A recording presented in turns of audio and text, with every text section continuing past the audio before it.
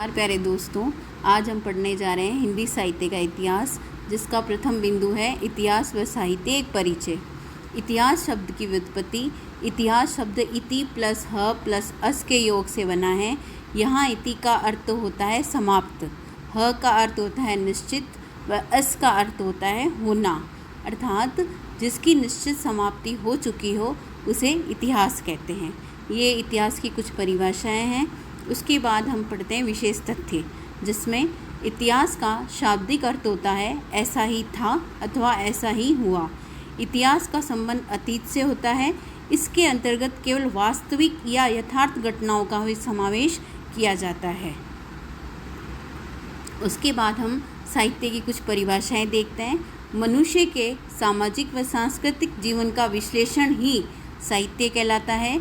एक आचार्य रामचंद्र शुक्ल की बहुत ही फेमस डेफिनेशन बोल दो, परिभाषा बोल दो, वो है, ये हर एग्ज़ाम में आती है। प्रत्येक देश का साहित्य वहाँ की जनता की चित्रवृत्ति का संचित प्रतिबिंब होता है।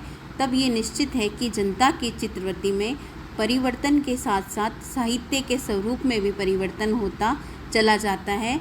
आदि से अंत तक इन्हीं चित्रवृत्तियों की परंपरा को परखते हुए साहित्य परंपरा के साथ उनका सामंजस्य दिखाना ही साहित्य का इतिहास कहलाता है। ये बहुत इम्पोर्टेंट परिभाषा है, आप इसे अंडरलाइन कर लें। दूसरी परिभाषा, साहित्य का इतिहास बदलती हुई अभिरुचियों और संवेदनाओं का इतिहास होता है, जिनका सीधा संबंध आर्थिक और चिंतात्मक परिवर्तन से है। ये डॉक्टर नगेंद्र की परिभाषा है, यह भी इम्पोर्टेंट है। उसके बाद हम पढ़ते हैं हिंदी साहित्य के इतिहास लेखन की पद्धतियाँ।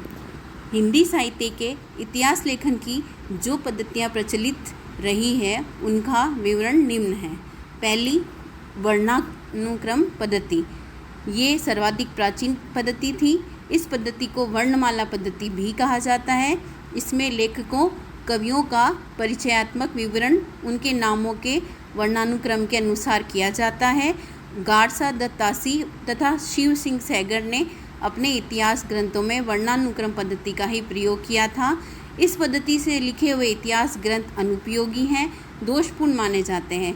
ऐसे इतिहास ग्रंथ साहित्यकार कोश तो कहे जा सकते हैं, उन्हें इतिहास ग्रंथ कहना अनुचित है।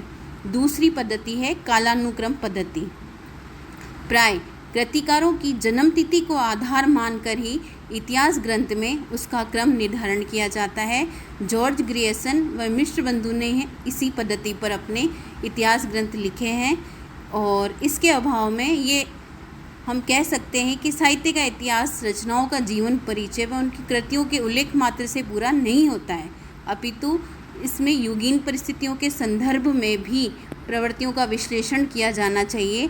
इसके अभाव में यह इतिहास ग्रंथ न रहकर कवियों का वृत्त संग्रह मात्र बन जाता है। तीसरी पद्धति है वैज्ञानिक पद्धति, जिसे हम शोध लेखन में उपयोगी मान सकते हैं। वैज्ञानिक पद्धति में इतिहास लेखन पूर्णतः निरपेक्ष व तटस्थ रहकर तथ्य संकलन करता है, उन्हें क्रमबद्ध व व्यवस्थित रूप से प्रस्तुत कर देता है। इसमें क्रमबद्धता व तर्कपुष्टता अनिवार्य रूप से होती है। चौथी पद्धति, विधेयवादी पद्धति। साहित्य का इतिहास लिखने में यह पद्धति सर्वाधिक उपयोगी सिद्ध हुई है। इस पद्धति के जन्मदाता तैन माने जाते हैं, और साहित्य के इतिहास को समझने के लिए उससे संबंधित जातीय परंपराओं, तद्युगीन वातावरण व परिस्थितियों का वर्णन विश्लेषण अपेक्षित होता है। हिंदी में साहित्य का इतिहास लिखने की इस पद्धति का सूत्रपात आचार्य रामचंद्र शुक्ल जी ने किया था। उन्होंने कवियों की प्रवृत्तियों का विश्लेषण तत्युगीन परिस्थितियों एवं वातावरण के परिप्रेक्ष्य में किया था। उनके अनुसार प्रत्येक देश का साहित्य वहाँ की जनता की चित्रवृत्ति का संचित प्रतिबिंब होता है।